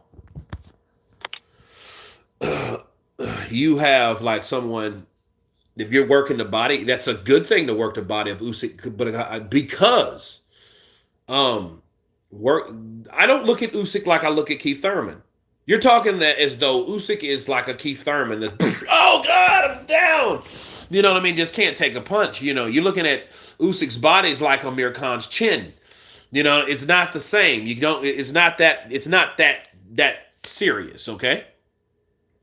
I think that Alexander Usyk, one of his vulnerable spots, like a lot of people's vulnerable spots, is the body. But that doesn't mean he's going to give or fold because of that. That punch by Daniel Dubois was questionably low. Usyk will stop Fury to make a statement. We'll see a better Usyk than when he beat AJ. If we see that, Usyk will be one of the best of this era. If he stops Fury, nobody's beat Fury. Wilder came close, but didn't. But this is due to boxing ability and pressure and punch output and punch accuracy and you're just overwhelming. It's crazy. Fury has one first of pillow fists, and second, his body punches are laughable. Well, I'm not sure. We will see. Danny Dubois tried to keep going after Usyk's body after the drop, but he could never capture that magic again. It's not like you can destroy Usyk because you decided to focus on his body. Eddie Rush, you're absolutely right. I mean, he did. But look, if you look at that fight again, okay, here's everyone's homework. Watch Usyk Dubois again. More importantly, focus on the fight after the 5th round. The 6th, the 7th, the 8th, the 9th, Dubois was able to not only land body shots, he was able to land some good heavy headshots as well. Okay? And I want you to see how many times Dubois came to that body. And he came to that body and he landed with that body. And Usyk took it. It wasn't like he was putting his elbow down like Mark Madoff was yesterday. Abby Seedorf, what's going on, bro? Counterpunch to you. Negus, Usyk is winning on points. That looks like it could be the case, but hopefully he can make enough points in the eyes of the judges to win on points. Usyk was looking past Dubois. Well, obviously not too much past him. Not more past than Wilder was looking past Parker. Counterpunch. What do you make of AJ's performance? I think it was pretty good. Here's the thing. AJ's performance against Otto Wallin. I think Otto Wallin, I think his performance was poor. I think Otto Wallin, now don't get me wrong, I'm not trying to diminish or devalue AJ's performance. I'm not doing that. What I'm saying is, because I always thought Otto Wallin was going to do what he's going to do. He has no power. He has nothing that really hurts you. You know what I mean? Like pressure from what? Volumes of punches that don't hurt you. Look, when he fought Tyson Fury, if Tyson Fury wouldn't have got cut in the second round, that fight would have been a different fight. Okay? Otto Wallin doesn't have enough or doesn't possess anything in terms of danger to AJ. You know what I'm saying? That's why I was like, there's no way that Otto Wallin beats AJ. That's why I told you guys, if Otto Wallin beats AJ, he's finished. And he should be finished. Because Otto Wallin doesn't have anything in store or anything to hold AJ at bay. Okay? Nothing. And the fact that this guy has been known for his durability and being tough and rugged and wanting to fight that bad, dude, you pulled a Ryan Garcia. I'm ashamed of Otto Wallin. Because Otto Wallin cheapened AJ's performance not by getting up on going out on his shield. Hell, Wilder would have done that. Wilder wouldn't have quit on the stool. Wilder wouldn't have said, you know what, my face fucked up, so I'm not going to continue. He didn't do that. So I don't like that. I don't like that at all. I don't like what I saw from Otto Wallin. You know what I mean? He quit like Dubois quit, and Dubois stood strong and took shots from big 300-pound baby Miller. I said Miller. So I didn't like that. And the orbital bone was apparently broken. I mean, is his orbital bone broken, Ryan? Or was that something that was did it apparently happen or did it really happen? And then if AJ broke his orbital bone, well, Bobresi. You know what I'm saying? Kurt, do you think Wilder was actually hurt by any of Parker's punches? Hell yeah, he was. When Parker caught his ass with that shot, bow, he looked at the audience. When somebody hit you, look, that's probably second. Wasn't as extreme. But that reminds me of early last year. I mean, January of 2022. Because we're still in 23, almost in 24. But damn near 2 years ago, when Ortiz caught Charles Martin, bow, Charles Martin did this. That was absolutely hilarious. That was hilarious. And when Parker hit him, bow, I think he pointed at the ref like, hey, what did go? He started talking to the ref. When you get hit and you start talking to people, you got hurt. Because your computer got hit. You know? Somebody done dropped your computer with a punch. You know what I mean? Bow! It was like, and I knew it. He's hurt. I knew it. Kurt, AJ looks like a monster in the ring yesterday. Well, here's the dude. A passive shit-talking guy like Otto Wallin, talking shit, was doing that, okay? Deontay Wilder versus lost yesterday night. Wow. I can understand the criticism, but honestly, I just can't blame Wallin.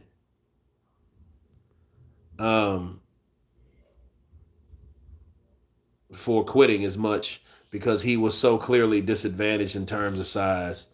Well, you look, bro, you got passed up Fury didn't want no more of you. He kept passing on the opportunity. Dillian White said, you know what? I'm not going to fight you because I want to wait out for Tyson Fury. Then you wanted AJ. Then you finally get AJ in the Day of Reckoning in the main event on the main card, right? And you quit. I just don't see that being something that's warranted. I think if you want, like, look at Ryan Garcia. Ryan Garcia gave up all the concessions. Ryan Garcia, agreed to, weight drain and all that rehydration clause BS and stuff like that. And then he quit like that. You got to do more than, sacrifice in those ways. You got to be ready to sacrifice with getting up and keep going. Because who knew? Ryan could have landed a left hook and dropped Tank Davis. See, we'll never know the outcome if you quit. Because if you quit, the answer is always no. Kurt Wilder said he lost the fire. I guess he's not in the top heavyweight fighters without the fire.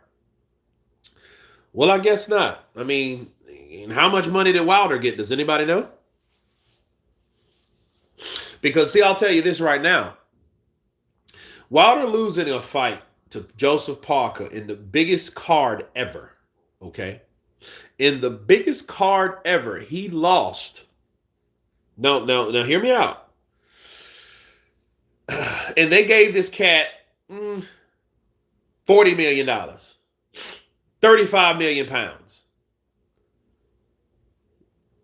Do you understand? That's probably more than he got in the two fights against Fury 1 and 2, or 2 and 3. Because we know he didn't make that in 1, but 2 and 3. So, he's talking about, I did good with my money. But I'm thinking, he's like, dude, I can cash out on this shit right here. You have to understand, Wilder didn't get an ESPN deal for 80 million pounds. Wilder didn't get a DAZN deal like AJ did for hundreds of millions. None of that shit. He didn't get any of that. Wilder is playing catch up. And if Wilder felt he caught up, well, that's what Wilder's going to be comfortable with, which is okay. If if I get this, okay, that's just like me and I'm about to retire and somebody offers me, hey, here's 500 grand or whatever, and I know that's what I would have got years ago. Okay, well, there you go. Money makes people complacent. You know what I mean? He can do whatever he wants to do. He got money coming in.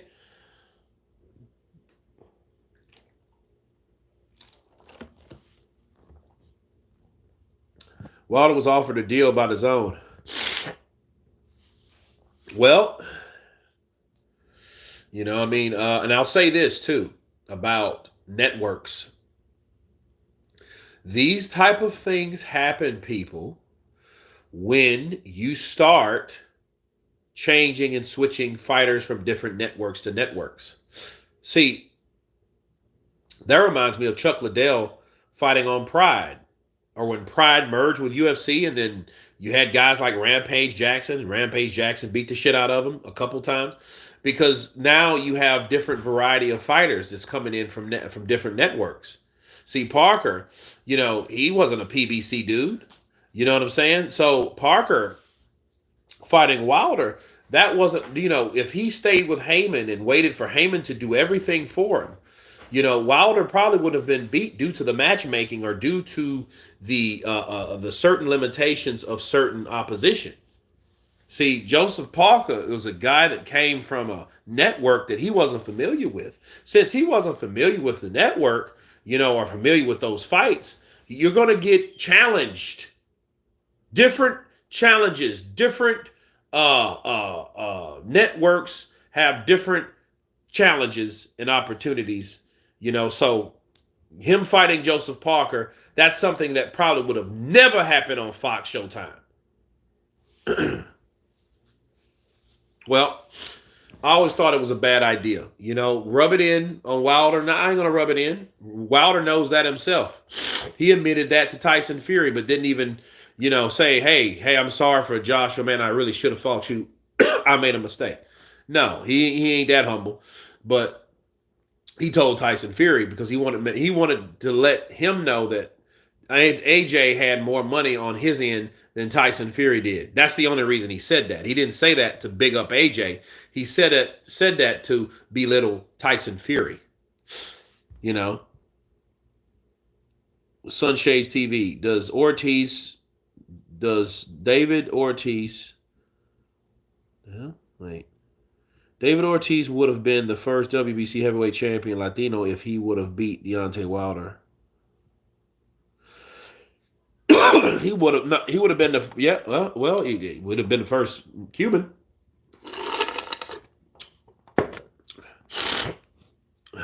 Albert Biachi. Kurt, when Wileen bloodied Fury's face, Fury was praised for the win. Why do you now try to diminish AJ's victory? Wileen wasn't bad. AJ was just too much for him. Too good. Albert Biachi. I'm not diminishing AJ's victory over him. I just thought it was sucked that Otto Wileen quit. He said, "Nah, Kurt, that's training camp money." Yeah, fucking Al Heyman. They all need his ass whooped for that. Telling Wilder that. You know Wilder didn't know about. Wilder just did not like Floyd. Wilder didn't like Floyd because Wilder didn't like Floyd. And I think that started when Floyd said, "I thought Tyson Fury beat him." And since that happened, Floyd, Wilder didn't like that. Because back then, Wilder was more about the black fist and the black comb and the black fist through the comb and he was just really pro-black, and he probably looked at Mayweather like a coon or some shit like that. So, just because he said that the other guy with a different pigmentation of skin thought he won, stuff like that. Just stupidity. I love how Martin, Brazil, Franklin, Pulev, Ruiz in the rematch and Wileen all talked crap, then got smoked. Yep. Kurt Wilder was never elite. He was world level at best. Well, that's why we had the day of reckoning. That's why we seen what could happen when fighters finally fight each other that they should have fought. You know what I mean? Not everybody's going to get the same scenario. The same storyline won't always end up the same. Just because you have Parker beat Wilder and said it was like sparring. Just because you have or was known or just have a hard punch or whatever, don't mean you're always going to land successfully. And I think they have to understand that. But this might stop them from, the fire. That might have stopped the fire. All you got to do is land. What I wonder is, where the hell was Wilder's jab to the body? Where was his right hand to the body? Where was that from Wilder? Wilder had the longer reach. You know what I mean? He could have, he did not. I was like Andy Ruiz. I agree with what Andy Ruiz said. It was like he didn't have a game plan. It's like they did not have a game plan for Wilder. They asked Wilder, "Hey, what was the game plan?" "Oh, we'll jab around and move around and stuff and jab and throw the right hand." That's all. That's the problem. That's all they thought. Well, you know what? We don't even really have to have a game plan, man. Wilder, your power gonna your power is the game plan. That's all they said. Richard S. Wilder fought scared and only wanted to land a counter right when Parker came in. Yeah. Stranginess. Hey, Kurt. Hey, chat. What's up? Man, I'm just chilling. We're just chilling, man. Just chilling, talking about the day of reckoning, the day after, the day of reckoning. What else happened in this fight? Okay. Dimitri Bivol. I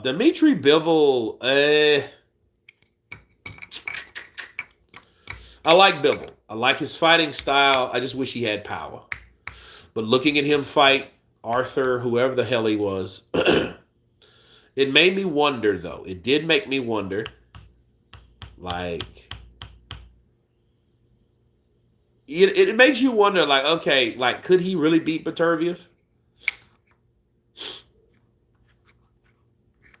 You know, because I think Beterbiev's dude hits massively hard, and he has these short, compact punches that hurt.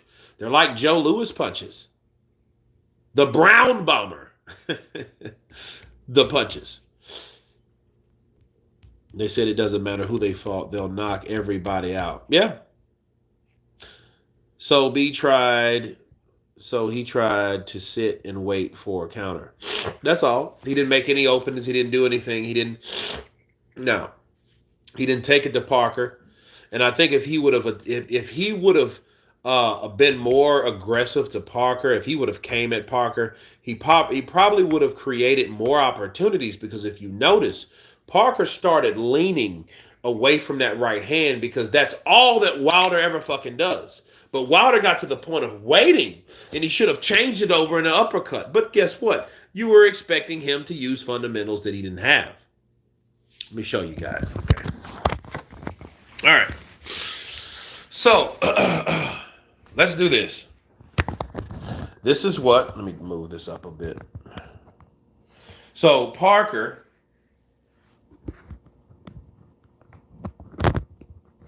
So Parker started leaning. He started leaning away. So Wilder, he kind of stopped and stayed where he was. He could have came up with an uppercut. But he didn't have those fundamentals. Because the muscle memory was jab, jab, jab, feint, jab, right hand, jab, right hand. That's pretty much it. That's it. Arsenal complete. That's all it was. Kurt Deontay should fire Malik and go for Derek James. He ain't going to do that. He's too prideful of that. Because remember, he's about loyalty. He's loyal. If Beterbiev come in fresh, you'll win. James Bash coming in with that cash. He says, dang, the legendary Bear putting us to shame. Bars. Y'all please show some holiday love to CPB with some super chats. Appreciate you, brother. Hey, that's true, man. Legendary Bear came in legendarily. Him and Paul Price last night came in with everything nice. Let's see. Jab, jab, get clobbered, go down, jab. AJ should go with Ben Davison, and Wilder needs a new trainer. Well, again, Wilder's not going to do that. He's not going to do that because Wilder is a guy of loyalty.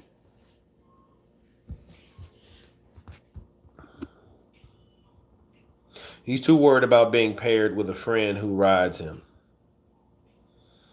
Wilder only came to Saudi to cash out. I hope he got paid, though. I hope he got paid, bro. I mean, that's what it's about, prize fighting. I'm a prize fighter, dummy. That's what I fight for. I fight for the money. That's why I'm Floyd Money Mayweather. Kept waiting for Wilder swinging uppercut. Even missed would have made Parker think about dropping that head. Exactly. So if he would have jabbed and just bow or came underneath, that would have stopped Parker from at least trying to dip because he knows. Because he leans to the side, and either two things were going to happen. He was going to get hit in the back of the head or get hit in the side of the head. But Wilder was throwing this straight right. He would wing it at times and hit him behind the head and all that stuff. I get it. Scance Rants in the building, baby. Bomb Squad. It's still effing juice. It's still F Juice. F Juice fans. F Edward John Hearn.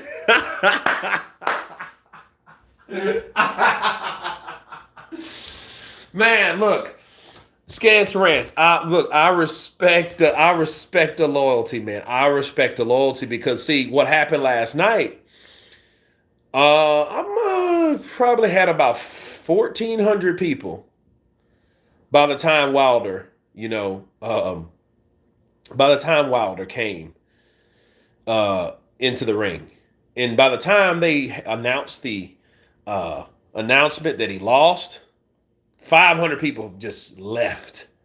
And I'm like, what are you getting mad for? What did I do? I didn't I didn't make the decision. I'm not Joseph Parker. Robert Downs coming in with that super chat. Appreciate that super sticker, brother, with the thumbs up emoji. Appreciate you, Roger Downs. Okay. Oh, reminds me, there was a lot of body punching throughout the card, which I love to see, particularly the right hand to the body by AJ was absolutely crucial, something he should have done more of. Listen, let me tell you something. That was a very hard punch, and I think that started breaking Wileen down. Seriously. Because what he was, Wileen, he just thought that, Wileen was coming in. He was coming in, just coming in and jabbing and jabbing. And what it was the fact that Joshua was like, look, I'm going to break this boy down. I know his head's going to be on a swivel, so I'm going to go to his body. I'm going to go to that soft, stay puffed marshmallow belly that Otto Wileen has, right? And I'm going to break it down. And I mean, he leaned into it. He put his hip into those punches.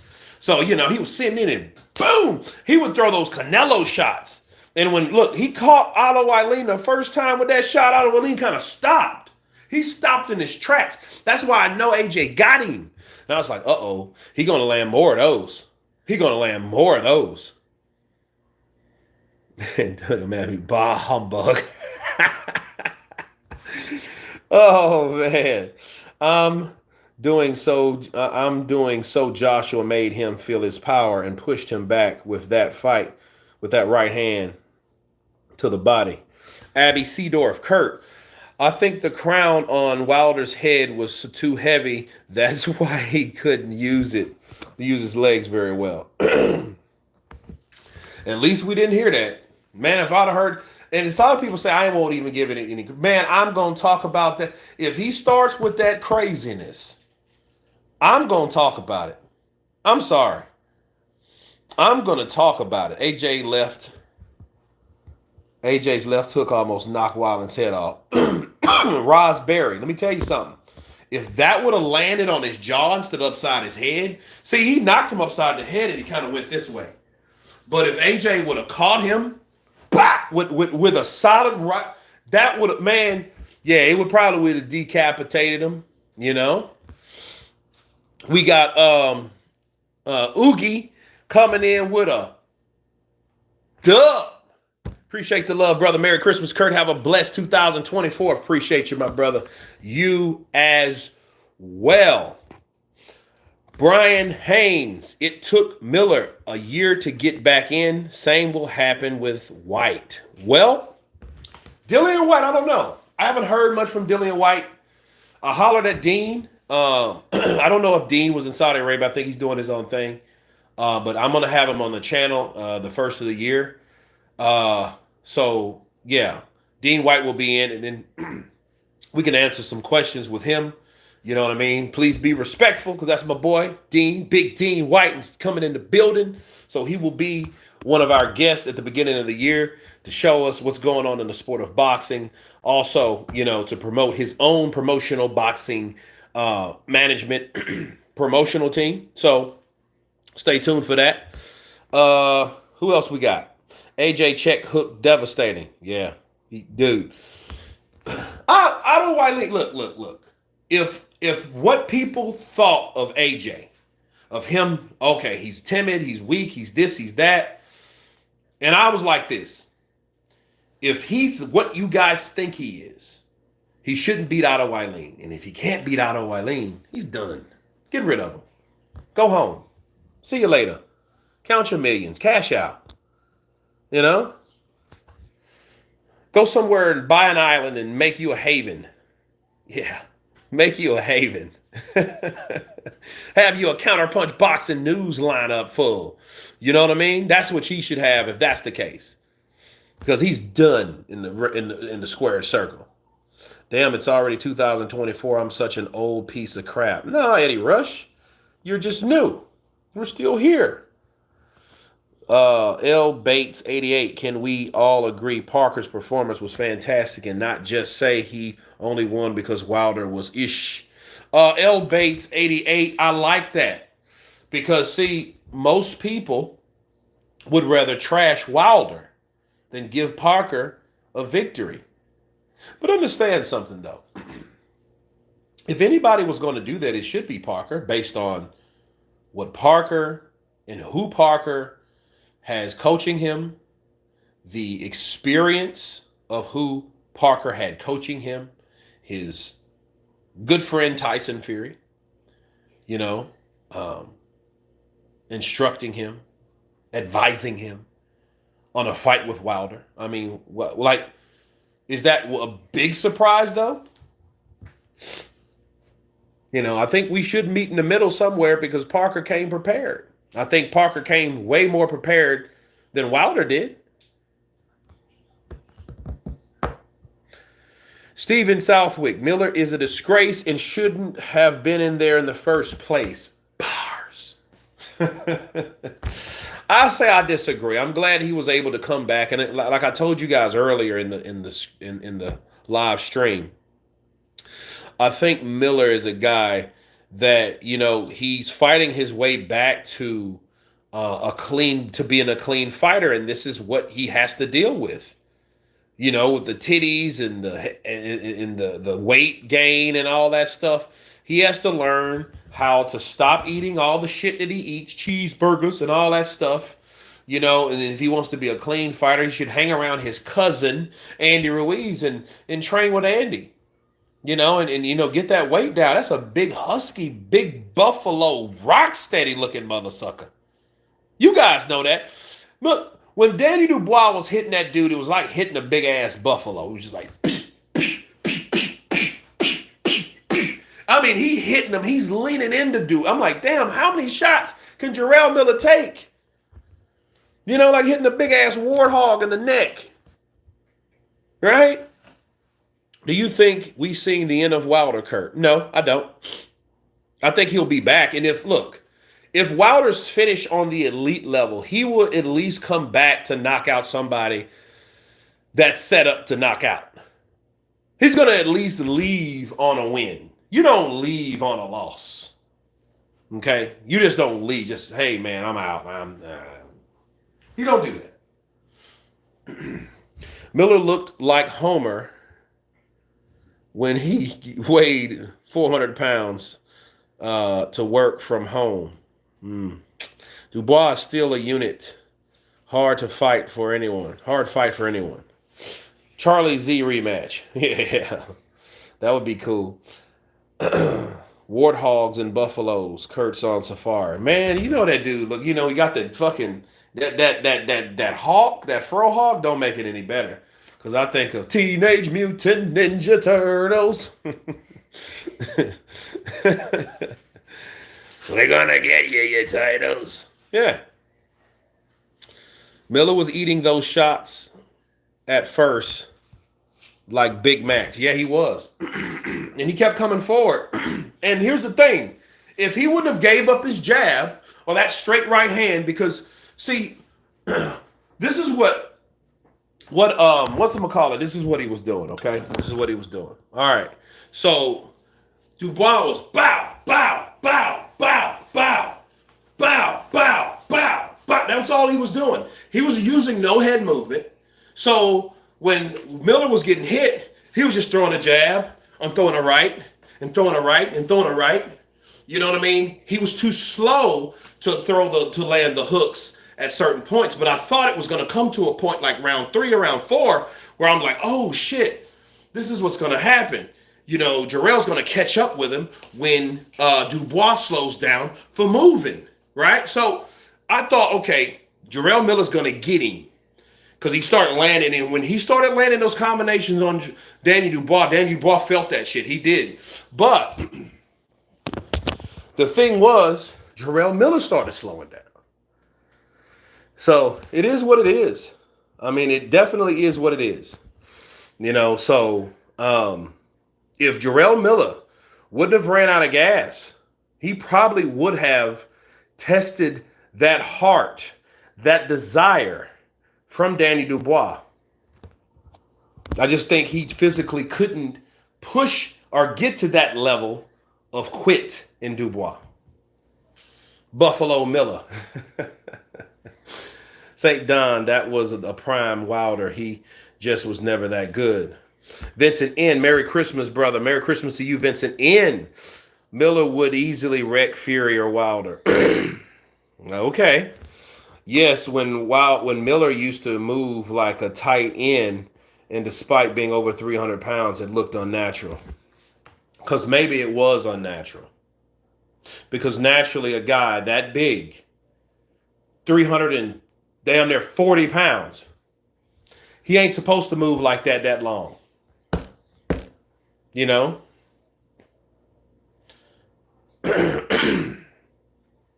Danny Dubois, very medium level fight. Any top 10 fighter easily deals. Well, I don't think he. Danny Dubois, I'm just glad he got his confidence back. He's going to be ready for anything now. So that's a good thing. So it's good for him being young.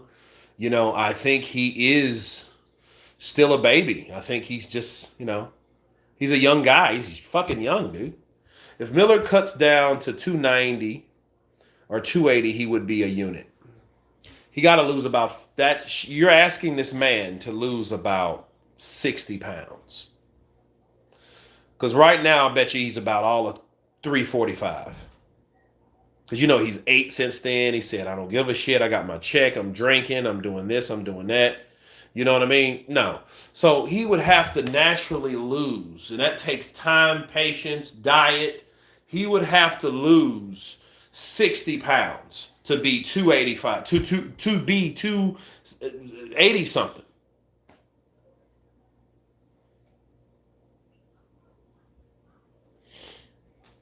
Yeah, but Rene Padilla, yeah, maybe he will be like Andy Ruiz, and maybe his durability will be stopped too. Maybe that weight is what kept him that stable from getting knocked out.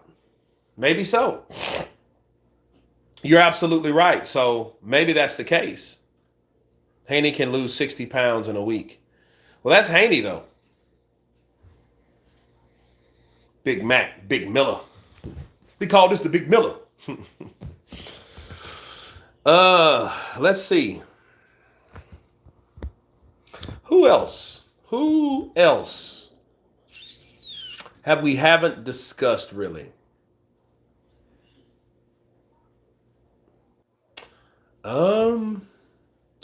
Jai Apataya. Last guy on the card. Let me tell you about this hardcore. This dude, I like Jai Apataya. When I seen Jai Apataya, he knocked out a British undefeated fellow. I forget his name. One of his last opponents. Jai Apataya, he called out Tommy Fury. Tommy Fury don't want none. What about the Bivol fight? That was grim. Yeah. I already talked a little bit about that. He beat the guy that didn't come to fight. Next. There's really not to talk about with Bivol. Bivol's, yeah, cool. Bruce Lee boxing gloves. Okay, I get it. Beat Canelo's ass up. Cool. Busy. Combinations. I wish the power was there. But no, okay. That's pretty much it. Right? The only fight that really, well, I can't say the only fight because we had, of course, the upset of Deontay Wilder and one of the only other fights that went the distance. All the other ones were magnificent KOs and upsets and yada, yada, yada. Now, Jai Apataya, he hit that boy Elizoro. He hit Zorro, and Zorro was like, one shot. And you could tell, like guys like that, he looks like one of them silent murderers. Because he was like, yeah, he got timid. He got caught clean. That was it. They caught him. You know what I mean? Yeah, Zorro, he's a bum now. He wasn't a bum yesterday. Yeah.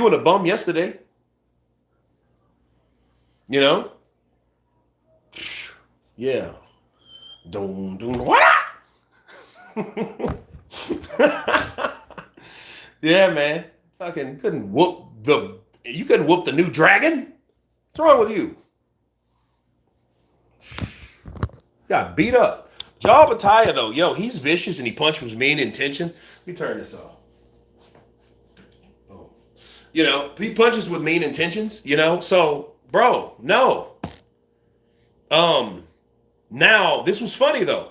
Speaking of Bivol, um, speaking of Bivol, they asked Bivol, they was like, would you like to go up to cruiserweight to take Jaya Battaglia? Oh, well, see, I would.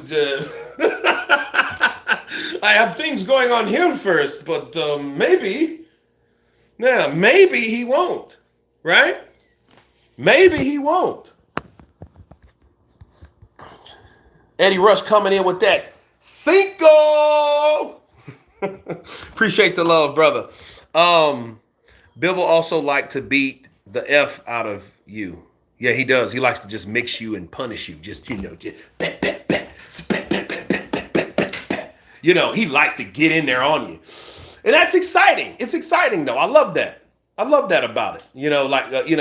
He's not boring, but the dude he was fighting yesterday was absolute garbage. Insufferable. Despicable. Just such a comedian. Bruce Lee entered the dragon real quick. Jaya Battaglia channel his inner Bruce Lee. Dude, Jaya Battaglia caught that. He caught him wide. It was like, bah! That boy he was hanging on the ropes. The way his head was banging, I was like, oh, I'm going to tell you some funny shit, though. Oh, yeah. Frank Sanchez versus Junior Fa. Dude, that was the funniest knockout ever. Beterbiev is a Russian Kratos. Yeah, I think he is. Just with hair. Yeah. Man, when Frank Sanchez hit Junior Fa, he hit Junior Fa like, bah! Dude, I've never seen anybody's head shake like that. And you could tell he was like, he got hit to his head almost like someone gets hit to the body. Bow! Dude, he got caught with that right hand and Junior Fa was like, oh. And I was like, dude, that shit's amazing. That shit looked like some stunt man shit, Like you're taking a reaction. Yeah. Yeah, he break danced. Oh! Oh my God, that was hilarious, man. That was absolutely hilarious. AJ predicted a day before the fight that there'd be blood. Yeah, he did, didn't he? Biaggi, he did. Yeah, he busted Wileen up. Wileen looked like a beat up owl. Really, once great ass whipping. Unforgettable. Kurt, you think PBC will fail at Amazon? I hope not. I just don't want them to be like bitches and act like they're on an island by themselves. Try to make the best fights. Stop trying to dictate and make fights with in-house, because we've seen and learned that fights are in-house don't mean you're the best fighter. That just means you're the best fighter in the network that you fight on, and that doesn't make you the best fighter in the world. So, he's skilled, strong. He has it all. Wilder has no footwork. Sanchez knocks Wilder, Dubois, Caballero, Parker, and Joshua out. You know who I think gives him problems out of that? I think Caballero would probably be a good fight for Frank Sanchez. You know what I'm saying? He probably would be. I would rather see Frank versus Dubois, but they know better than that. They know better than that shit. Because Frank Sanchez is a guy that, with the pedigree, was the best fight card I've ever seen. It's pretty good. Pretty damn good. Wilder better not fight Fat Andy. I think that's exactly who he should fight. He needs to knock out Andy. He needs to put Andy on the gurney like he did Spilka. That's how he's going to get his juice back. if he still wants to be in the sport of boxing. That's exactly what Wilder needs to do. You think Canelo versus Benavidez happens? Nope. He will not win. Who won't win? I really want Usyk versus Fury to be like this. I hope it's a stoppage. I really want Usyk. Okay. Unknown. Well, Parker ain't Ruiz and Ruiz ain't Parker, and I think that's good for Wilder. He don't move as much. He doesn't have the footwork like Parker. Parker was able to get in and get out. You know, Frank Sanchez better train his peanut if he fights Dick punching Danny. Oh man, yeah, well, Danny be keeping it real. Ha, blah, real low. Usyk will beat Fury. Okay, you think Tank can keep his pay-per-view numbers up? I don't know. I mean, eventually that he won't. Eventually he has to fight somebody of value because, again, us Americans are pretty smart when it comes to, getting presented shit fights for a while. We're going to say, you know what? We're not going to buy it. We're just going to go, steal it. Do you think Joshua is back in the game? Who's next? I don't know what's next for Joshua. Probably to be a 3-time world champion against Filip Hrgovic. Filip Hrgovic, liked the idea of Jared Anderson. I don't think he'll take that fight. I think he'll fight Joshua as anything, and I think Joshua will knock out Filip Hrgovic. Filip Hrgovic's too slow. I don't think he'll beat. It'll be a good fight though, but I think with all these fighters losing their O's has made the heavyweight division better. Actually seeing interesting fights now. Stuart Wilder's inside game was laughable. He doesn't have an inside game. Those girly punches were pathetic. Well, they look pathetic because of the way he's structured. He's shaped. He's tall. He's lanky. Long arms. You can, how good is your inside game with long arms? You got to catch someone coming in. You got to know how and the leverage to throw in and where to land. Your punch placement has to be good. Your timing has to be better. Ben Davison wants Usyk for AJ. I bet he does because now he's filling AJ with the idea of, look, I can do better than the last trainers were. The girly punches left lumps on Parker, and that's the last video I'm going to post today about Parker and the lumps on his head. But I got to do some Christmas shopping, people. I appreciate you guys spending time with me on the day after the day of reckoning. I will be back maybe tomorrow, definitely this week, okay? I'll go live a couple times this week at least before the New Year's, if not New Year's. So you guys stay tuned for that. Hope you guys enjoy your Sunday. Love you guys. God bless. And everybody has been counterpunched. Peace.